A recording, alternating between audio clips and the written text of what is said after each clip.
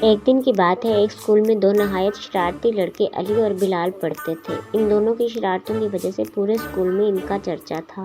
جب بھی کوئی ٹیچر نئی کلاس میں آتا، سب بچے سرگوشی میں کہتے، دیکھو اب استاد صاحب علی اور بلال سے نمٹیں گے۔ ایک دن کلاس میں ایک نئے استاد سر وحید آئے۔ بڑے جوش و خروش سے انہوں نے اپنا تعارف کروایا۔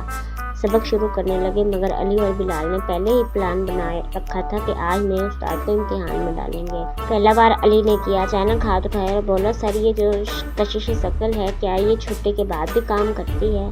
سر وحید حیران ہو کر بولے، بیٹا کشش ثقل ہر وقت کام کرتی ہے۔ علی نے معصومیت سے کہا، پھر تو اسکول کی چھٹی کے بعد بھی زمین پر گرنے کا خطرہ رہتا ہے نا؟ کیا ہم چھٹی کے بعد بھی ہوا میں اڑ سکتے ہیں؟ سر وحید نے ہنسی دباتے ہوئے کہا، نہیں بیٹا، تم چھٹی کے بعد بھی زمین پر ہی رہو۔ اب بلال کی باری تھی۔ اس نے ایک پنسل نکالی، زور سے نیچے پھینکی اور اونچی آواز میں بولا، سر میری پنسل نے کشش ثقل کو ہرا دیا، کیونکہ یہ نیچے گری اور پھر اچھل کر میز پر چڑھ گئی۔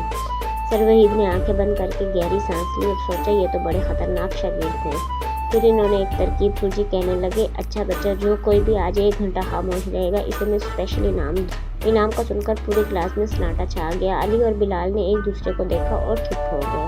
10 منٹ گزرے، 20 منٹ گزرے، دونوں کے چہرے پر پسینے کے قطرے آگے مگر زبان بند۔ آخر کار بلال ہار مان گیا۔ اس نے ہلکی سی آواز میں کہا، سر انعام کیا ہے؟ سر وحید نے مسکراتے ہوئے کہا، انعام یہ ہے کہ تمہارا نام آج کی شکایت کی لسٹ میں نہیں آئے گا۔ علی اور بلال دونوں ایک ساتھ چیخے، سر یہ تو دھوکہ ہے۔ سر وحید نے ہنستے ہوئے کہا، بیٹا علم کی دنیا میں سب سے بڑا انعام صبر اور خاموشی ہے۔